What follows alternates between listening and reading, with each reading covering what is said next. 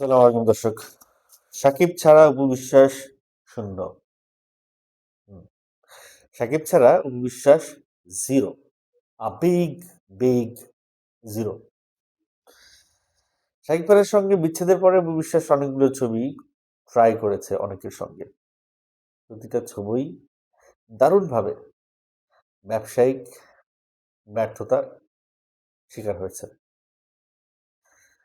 অপু বিশ্বাস চেষ্টা করেছে ছোট বড় হাঁটুর বয়সী, ছেলের বয়সী, ভাইয়ের বয়সী ছেলেদের সঙ্গে নায়ক বানিয়ে নায়িকা হিসেবে অভিনয় করবার। আদতে সেই সব ছবি দেখে সবাই এটাই মন্তব্য করেছে যে অপুর সঙ্গে নায়ককে ছোট ভাই লাগছে। লাগবেই না কেন? বাংলাদেশের one of the one of the এই মুহূর্তে সিনিয়র নায়িকা অপু বিশ্বাস। সাকিবের সঙ্গে যে কটা ছবি অপু বিশ্বাস করেছে তার মধ্যে ব্যর্থতা সফলতা মিলিয়ে হিট সুপারহিট আছে। কিন্তু শাকিব খানকে ছাড়া, শাকিব খানের পরে, বিবাহ বিচ্ছেদের পরে, এর আগে শাকিব খান মান্নার সঙ্গে করেছে বা অন্য নায়কদের সঙ্গে করেছে, সেই সব সিনেমাও খুব ভালো হয়েছে। তার মানে শাকিব ছাড়া অবিশ্বাস শূন্য এই কথার সঙ্গে আরো একটি কথা বলা যেতে পারে, সেটা হচ্ছে যে নায়ক ছাড়া, সুপার স্টার নায়ক ছাড়া অবিশ্বাস শূন্য। নায়ক ছাড়া বললে ভুল হবে, সুপার স্টার নায়ক ছাড়া। বাংলাদেশে অনেক নায়কই তো আছে, কয়জনের ছবি সিনেমা হলে চলে। এনিওয়েজ, বাপ্পির সঙ্গে অপু বিশ্বাস কিছু সিনেমা করার চেষ্টা করেছিলেন, সেই সিনেমাগুলো খুব বেশি আশানুরূপ ব্যবসা করেনি। এই বাপ্পিকে ঘিরেই অপু বিশ্বাসের সঙ্গে শাকিব খানের অনেক দ্বন্দ্ব হয়েছিল। অনেকেই মনে করছিলেন যে বাপ্পিকে হয়তো অপু বিশ্বাস বিয়েও করতে পারেন। যাই হোক, বাপ্পি এত বোকা ছেলে না। রাক্ষসের সিয়ামের মতোই বলতে হয় যে খাওয়া মাল আমি খাই না, এই ধরনেরই একটা অ্যাটিটিউড বাপ্পির মধ্যে হয়তো আছে।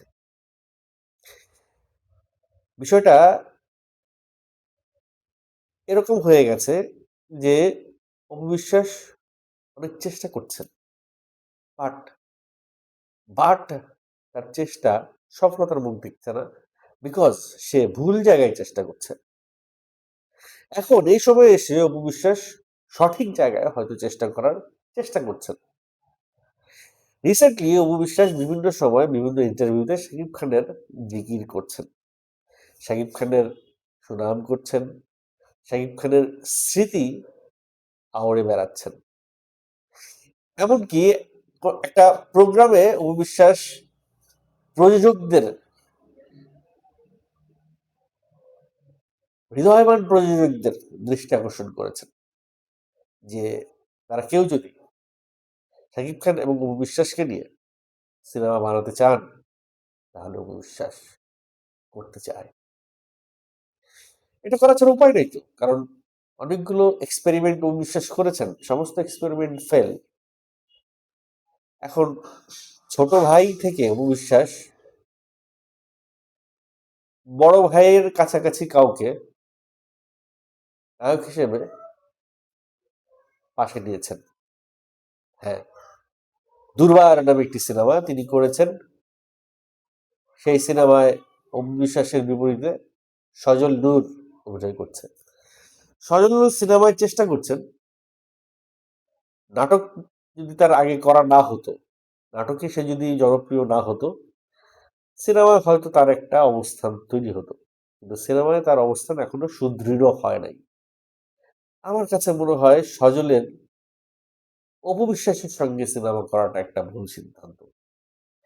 যেখানে নুসরাত ফারিয়ার সঙ্গে সজল সিনেমা করেছে, সেখানে অপু বিশ্বাসের সঙ্গে নায়িকা বানিয়ে নায়ক হয়ে সজলের সিনেমা করাটা সজলের জন্য একটা minus. So far so good. সজলের ক্যারিয়ার যেখানে সিনেমায় নড়বড়ে, সেখানে একটা ভঙ্গুর ক্যারিয়ারের নায়িকাকে তার পাশে নিয়ে একটা নতুন ডিরেক্টরের ছবি করাটা কতটা যুক্তিসঙ্গত হয়েছে সেটি সিনেমাটা রিলিজ হলেই টের পাওয়া যাবে। নতুন যারা আসছেন বা পুরাতন যারা আসছেন, সজলের ব্যাপারে দুইটা কথা, এই কথাই কন্টেন্ট অপু বিশ্বাসকে নিয়ে, কিন্তু সজলের ব্যাপারে দুইটা কথা বলতেই হয়। ছোট পর্দার আরেক সুপারস্টার ছোট পর্দার আরেক সুপারস্টার আফরান নিশো সিনেমায় এসে কিন্তু থিতু হয়ে গেছেন। কারণ তিনি বুঝতে পেরেছেন তাকে কোন ধরনের গল্প করতে হবে এবং কোন ডিরেক্টরের সঙ্গে কাজ করতে হবে। সিনেমায় ডিরেক্টরই শেষ কথা এতদিন ছিল, এখনো আছে।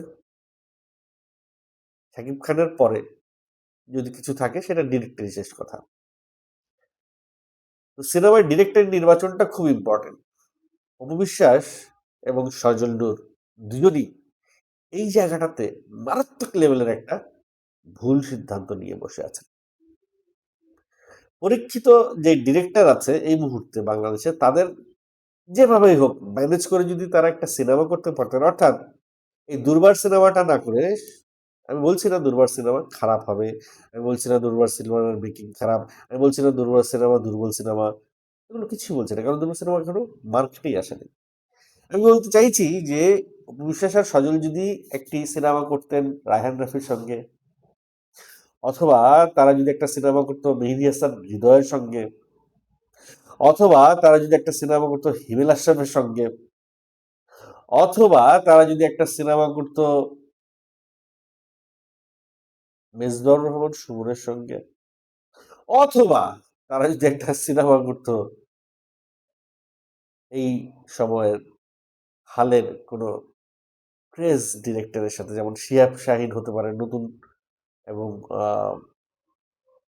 একজন উদীয়মান ডিরেক্টর, সম্ভাবনাময় ডিরেক্টর শিহাব শাহিনের সঙ্গে, এই ধরনের কোনো ডিরেক্টরের সঙ্গে যদি সিনেমা করতো, তাহলে হয়তো কিছু একটা হইতো তাদের সিনেমা।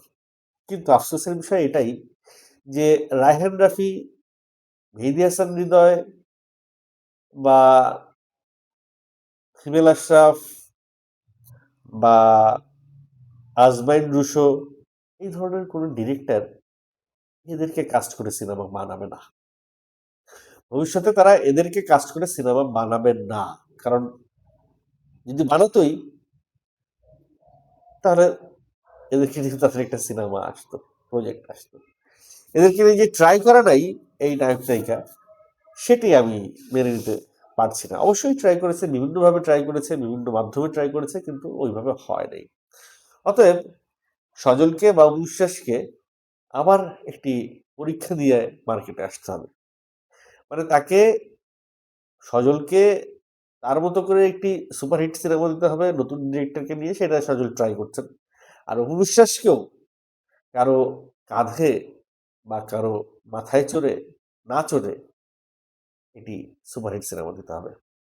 দেখেন, তামিল সিনেমায় আমরা তো তামিল সিনেমাই কপি করি নাকি? তামিল সিনেমার বাইরে তো কিছু না বাংলাদেশের একটা সিনেমাগুলো। তো তামিল সিনেমায় অনেক সিনিয়র নায়িকা আছেন, নয়নতারা সহ আরো অনেক নায়িকা আছেন যাদের উপরে গল্প নির্মিত হয়, যাদেরকে কেন্দ্র করে গল্প নির্মিত হয়। তাদের অ্যাকশন থাকে, তাদের থ্রিলার থাকে, তাদের ড্রামা থাকে, তাদের হরর থাকে, বা তাদের রোমান্টিক থাকে, বা তাদের ইনফ্লুয়েন্সিভ ইনফ্লুয়েন্সিং কোনো স্টোরি থাকে। হতে পারে সে একজন স্কুল টিচার, বা হতে পারে সে একজন সিঙ্গেল মাদার। এরকম অনেক গল্প আমরা দেখেছি যে এক স্কুল টিচারের প্রেমে পড়ে, বা এক স্কুল টিচারকে কলেজ টিচারকে, কলেজের কিছু বখাটে ছেলে আহ, সম্ভবহানি করে, তারপরে সেই ছেলেগুলোদেরকে শিক্ষা দেয়, একটা উচিত শিক্ষা দেয় সেই স্কুল টিচার নিজেই। এই যে একটা গল্প, এই গল্পটা তামিলে মেক করা হয়, বা আহ, কন্নড়ে মেক করা হয়, বা মালায়ালামে মেক করা হয়। তো আসলে গল্পটাই এখানে প্রধান। তো এই ধরনের গল্পে উপবিশ্বাস যদি ফিরে আসতে চান, তাহলে তার এই ধরনের একটা সিঙ্গেল গল্প নিয়ে আসতে হবে। যেমন বুবলি শাকিব খান ছাড়া আমি বলবো কিছুটা সার্থক, কিছুটা সফল কিছু কিছু জায়গায়। বুবলি তার চয়নিকা চৌধুরীর সঙ্গে যে সিনেমাটা করেছে খুব ভালো গেছে, তারপরে দেয়াল সিনেমাটা খুব ভালো গেছে। মানে বুবলি গল্প নির্বাচনে খুবই পটু সে। তার গল্প নির্বাচনটা খুব ভালো হয়। তো সেই জায়গা থেকে আমি বলব যে অপু বিশ্বাস যদি নিজে গল্প না বাঁচতে পারে, গল্প বোঝে এমন কেউকে সে যেন তার অ্যাসিস্ট্যান্ট বা তার সহযোগী হিসেবে রাখে ১ মাসের জন্যে। যে ১ মাস তার কাছে যে গল্পগুলো যাবে, সেই গল্পগুলো সে বেছে দিবে, অথবা সে এমন কিছু গল্প লিখিয়ে নিবে রাইটারদেরকে দিয়ে, যেই গল্পগুলা পাশের দেশে নায়িকা কেন্দ্রিক গল্প। এই যে রিসেন্টলি একটা সিনেমা হলো রানী মুখার্জির, আ 'মার্দানি 3', 'মার্দাঙ্গি 3'। ভাই, খুবই ছোট্ট বাজেটের একটা গল্প। কি থ্রিল, কি অ্যাকশন! আমি চোখের পলক ফেলতে পারি নাই। সো এই ধরনের গল্প যদি কপি করেও হয়, যদি কপি করেও বাংলাদেশে এই ধরনের গল্প মেক করা হয়, আমার মনে হয় অপু বিশ্বাসের ক্যারিয়ার ঘুরে যাবে। সাকিবের প্রশংসা করে, সাকিবের স্মৃতিচারণ করে, আর শাকিব খানের সঙ্গে সিনেমায় অভিনয় করার অভিপ্রায় ব্যক্ত করে অপু বিশ্বাসকে টিকে থাকার চেষ্টা করতে হবে না। আমি জানি না এই কনটেন্ট অপু বিশ্বাস দেখবেন কিনা। যদি দেখেন, হয়তো এখান থেকে তিনি কিছু একটা বুঝতে পারবেন। তো আপনাদের কাছে যদি মনে হয় যে আমি কোনো যুক্তিসঙ্গত কথা বলেছি, অবশ্যই ভিডিওটি এত শেয়ার করেন, এত শেয়ার করেন যে অপু বিশ্বাসের নজরে পড়ে।